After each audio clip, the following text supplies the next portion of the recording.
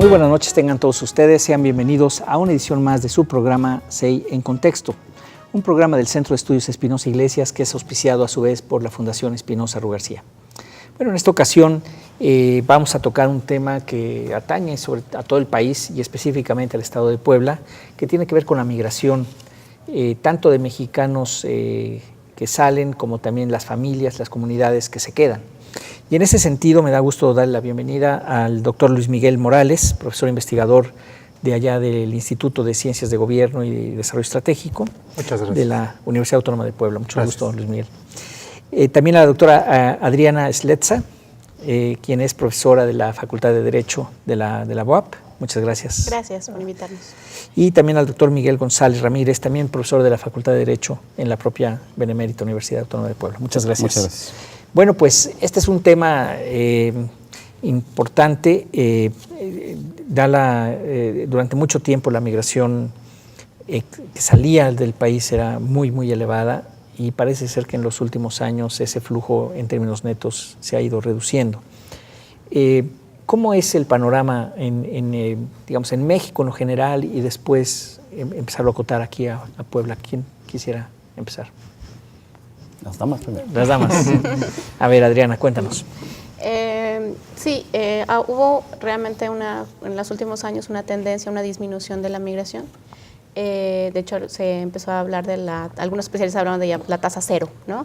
Es decir, el balance entre los que se van y los que regresan, porque también tuvimos pues, una ola de deportaciones y de retornos voluntarios, ¿no? Entonces, este equilibrio, digamos, entre la emigración y la inmigración más bien de retorno o retorno forzado o voluntario, pues hacía como este balance de la tasa cero. Sin embargo, justo en los últimos años, o sea, apenas en los últimos 2 años, está como otra vez repuntando la emigración, ¿no? Los últimos datos del anuario que publica el Consejo Nacional de Población y BBVA Bancomer, ¿no? Porque lo hacen en colaboración ahora, muestran nuevamente estas tasas de crecimiento de la migración. Entonces, y los datos también de Estados Unidos, sobre todo con los datos por parte del censo de Estados Unidos. Bueno, es más bien el Census Bureau, ¿no? Que hace como varias encuestas, ¿no?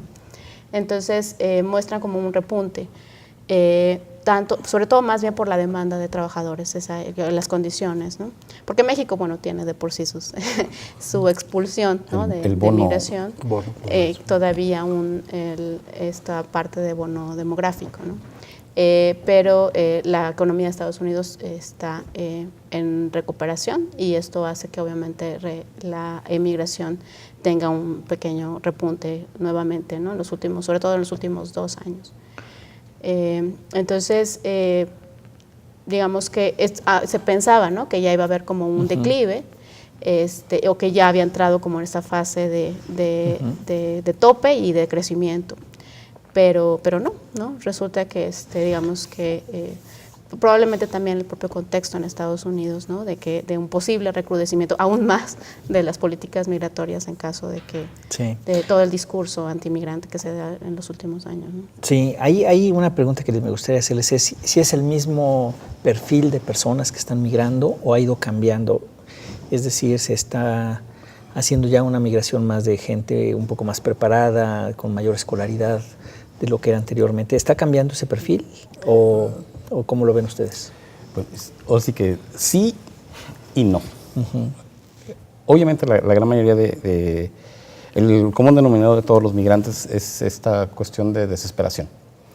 No tener empleo, no tener ciertos satisfactores económicos los obliga a migrar por un lado. Esa es, digamos, una parte de los que migran.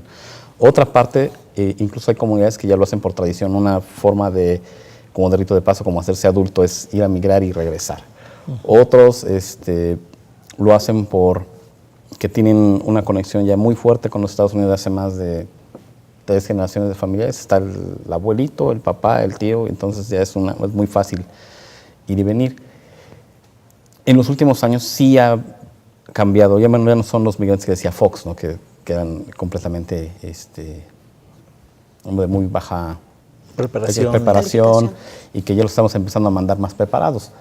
Sí, en determinados sectores hay una parte de la migración que no se estudia mucho y que realmente hay pocos datos son de los altos perfiles académicos, por ejemplo. Hay mucha gente que se va, pero no hay datos sobre, bueno, a ver cuántos mexicanos están en las universidades de allá y cuántos de esos que están allá ya no regresan. Sí. Hay muchos que se van a estudiar un posgrado y que no regresan. O que ya tienen una carrera hecha y encuentran una oferta de empleo allá. Ahora, también se ha visto, y aquí en Puebla en particular, que la industria automotriz ha estado jalando mucha gente, ¿no? Que no es que esté desesperada de aquí, ni mucho menos, pero les ofrecen un buen trabajo o están en la planta local, nacional, y se van a la matriz y a lo mejor después regresan. ¿Ese tipo ha estado aumentando, ese tipo de perfil, digamos? No en una escala como la que mencionaba el doctor Misael. Sobre todo yo me iría con este dato que en alguna ocasión lo reportó el Banco de México con lo de las remesas, ¿no? Las remesas son un comportamiento muy importante para saber esta cuestión estadística de cómo está la migración. Las remesas durante la etapa de la crisis de Estados Unidos tuvo, digamos, un bajón muy importante, incluso por, digamos, ciertos márgenes de lo que fue las exportaciones de petróleo, pero nuevamente ha vuelto a repuntar, ¿no? Entonces, ese dato de las remesas nos indica que no es población, como decía Misael, que se está yendo por oportunidades laborales dentro de su campo de estudios, ¿no? Sino que está precisamente por esta cuestión de desesperación, de un ciclo, pues ahora sí que demográfico, de toda una relación, un circuito que nosotros conocemos o que le llamamos teóricamente un circuito transnacional de migración, en donde hay familiares que saben perfectamente que allá los van a recibir, bueno, digamos, saben a dónde van a ir, qué van a hacer, etcétera, etcétera.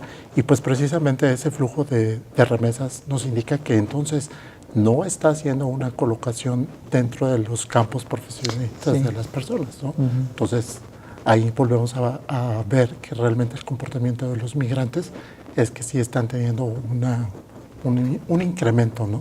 Sí, ahí traemos cifras que están, según entiendo, por los datos de Bancomer, precisamente, que sí manda un boletín mensual, ¿no?, de cómo están las remesas, que han estado aumentando en los últimos meses y años en dólares. ¿De qué cantidad estamos hablando actualmente, nomás para nuestro auditorio? Alrededor de que casi 20,000 millones de dólares, sí, ¿no? claro, sí, están más o menos por ahí. Sí. Y eso, sacaron un reporte reciente sobre cuánto es lo que es per cápita, digamos, de los que envían dinero, cuánto están enviando, y estaban hablando de 350, 400 dólares al año. Promedio. Al año. Más o menos. Promedio. Sí, o sea, realmente pues es un porcentaje, y es precisamente este tipo de familia, ¿no?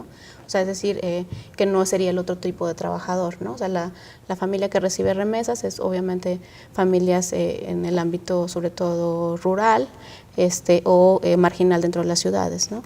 Entonces, que sería el distinto el perfil de un trabajador temporal, ¿no? O un trabajador que se va por esta situación de las conexiones transnacionales de las empresas, ¿no? ¿Y hay cuánta gente, cuántos migrantes envían dinero? Son que casi 400 dólares al año y son 20,000 millones, pues uno puede hacer la cuenta que son que 5 millones de hogares, más o menos, los que están mandando dinero. Es un estimado. Los que reciben, receptores. No, los que envían. Los que envían, De los que envían dinero, ¿cuántos envían? Se puede hacer una cuenta a partir de más o menos el promedio de remesa, ¿no? En una familia normal, es que hay épocas, lo que es 10 de mayo, las remesas suben.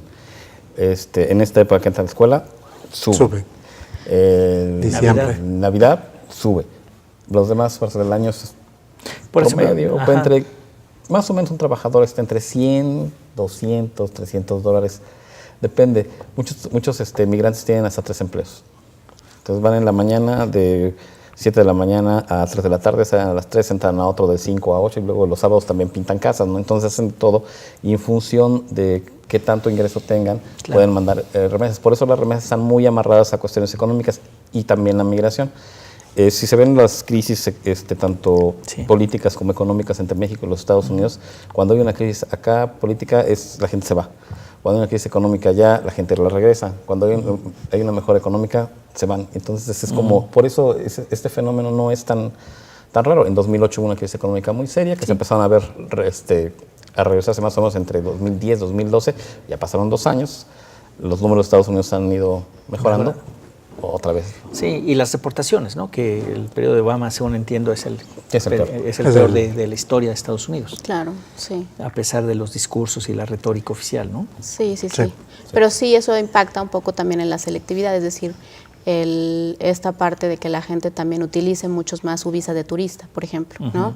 Entonces, y ahí también es un poco difícil de medir, ¿no? En las encuestas, si la gente está por periodos de 6 meses usando su visa de turista estando en Estados Unidos y regresa otra vez a México y está yendo y viniendo, ¿no? Entonces, y ahí pues es un poco complicado para la forma de medir normalmente la migración. Sobre todo desde las fuentes mexicanas, que era como más pensado que es en la zona fronteriza, ¿no? Por ejemplo, la encuesta que hace el Colegio de la Frontera Norte, que es más tanto sobre todo en las terminales de camión, ¿no? O en los puntos de cruce fronterizo. Sí. Formales e informales, ¿no? Sí. Bueno, nos tenemos que ir a un corte, pero regresamos en un momento. Estamos con ustedes en CEI en Contexto, volvemos.